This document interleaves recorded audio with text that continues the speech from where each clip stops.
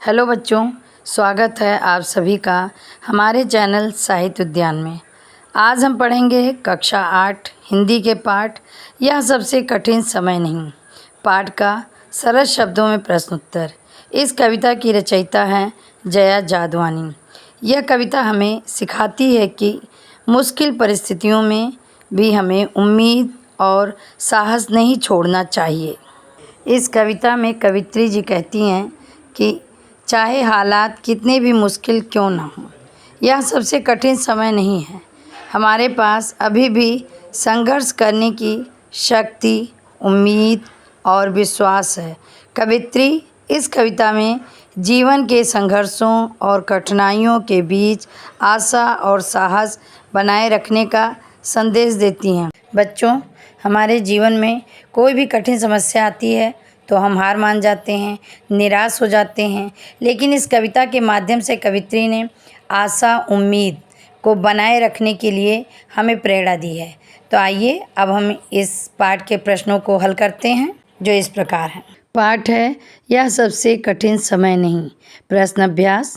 प्रश्न 1, यह कठिन समय नहीं है, ये बताने के लिए कविता में कौन कौन से तर्क प्रस्तुत किए गए हैं, स्पष्ट कीजिए। उत्तर, यह कठिन समय नहीं है। कविता में यह बताने के लिए निम्न तर्क दिए गए हैं। नंबर 1, चिड़िया अपनी चोंच में एक तिनका दबाए अपना घोंसला बनाने के लिए जा रही है। नंबर 2 है, पेड़ से झड़ती हुई पत्ती को सहारा देने के लिए अभी भी एक हाथ है। नंबर 3 है, रेलगाड़ी अभी भी गंतव्य तक जाती है। नंबर 4, अभी भी कोई किसी को कहता है कि सूरज डूबने वाला है, घर आ जाओ। नंबर 5 है, नानी की कहानी का अभी भी एक हिस्सा शेष है। नंबर 6, अभी भी बस अंतरिक्ष के पार की दुनिया से बचे हुए लोगों की खबर लाएगी। अगला प्रश्न है नंबर 2, चिड़िया चोंच में तिनका दबाकर उड़ने की तैयारी में क्यों है? वह तिनकों का क्या करती होगी? लिखिए। बच्चों, इस प्रकार से आप अपने नोट्स में चित्र बनाएं, आपको देखने में अच्छा लगेगा। और ऐसी ही अच्छी जानकारी प्राप्त करने के लिए आप हमें सब्सक्राइब करें। उत्तर है, चिड़िया चोंच में तिनका दबाकर उड़ने की तैयारी में है, क्योंकि सूरज अस्त होने वाला है। वह सूरज अस्त होने से पहले अपना घोंसला बनाना चाहती है, जिससे वह अपने परिवार के साथ वहाँ सुरक्षित रह सके। बच्चों, आंधी तूफान आने से चिड़िया का घोंसला गिर जाता है, फिर भी चिड़िया निराश नहीं होती है और वो तिनका समेट करके फिर से पुनः अपना घोंसला बनाने लगती है। तो इसी प्रकार से इस कविता में आशा और उम्मीद की किरण जगाई गई है। प्रश्न 3, कविता में कई बार अभी भी का प्रयोग करके बातें रखी गई हैं। अभी भी का प्रयोग करते हुए 3 वाक्य बनाइए और देखिए उनमें लगातार, निरंतर, बिना रुके चलने वाले किसी कार्य का भाव निकल रहा है या नहीं। उत्तर है नंबर 1, किसान खेतों में अभी भी परिश्रम करता है। नंबर 2, शिक्षक अभी भी विद्यालय में शिक्षण कार्य करते हैं।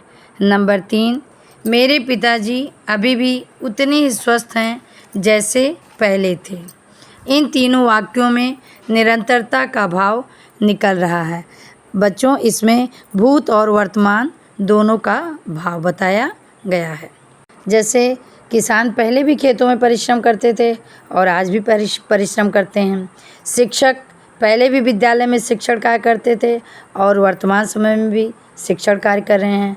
तो इस तरह से भूत और वर्तमान दोनों का भाव बताया गया है।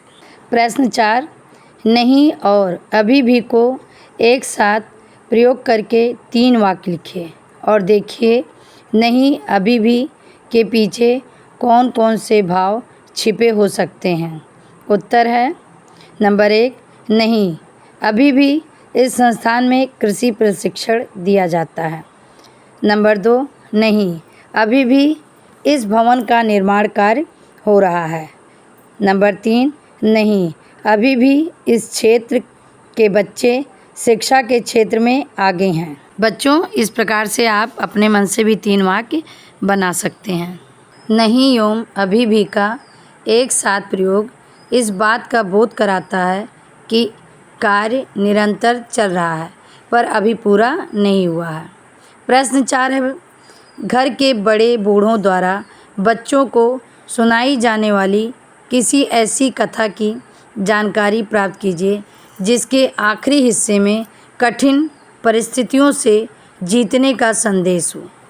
उत्तर, मेरे गांव रामपुर के आसपास कोई अस्पताल नहीं था। गांव के लोग बीमार होते तो उन्हें बहुत दूर शहर में इलाज के लिए जाना पड़ता। कई बार लोग लाइलाज होकर निराश हो जाते। उस समय गांव के मुखिया का बेटा पढ़ने में बहुत होशियार था। उसने गांव की परिस्थिति को देखकर डॉक्टर बनने का निर्णय लिया और पढ़ाई पूरी करके डॉक्टरी की शिक्षा लेकर उसने अपने गांव में एक अस्पताल बनवाया और लोगों का निःशुल्क इलाज किया।